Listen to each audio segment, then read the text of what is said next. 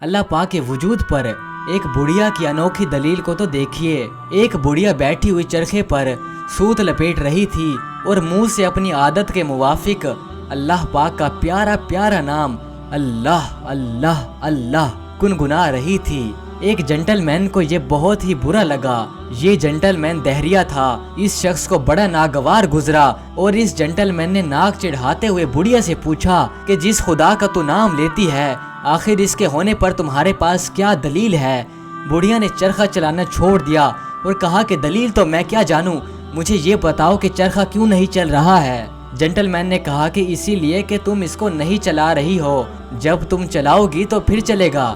بڑھیا نے کہا ارے عقل کے اندھے، اے بے وقوف، اگر ایک چرخہ بغیر چلانے والے کے نہیں چل سکتا ہے تو اتنا بڑا کارخانہ، حیات، اتنی بڑی دنیا، اتنی بڑی کائنات بغیر کسی چلانے والے کے کیسے چل سکتی ہے؟ یہ نظام کیسے چل رہا ہے؟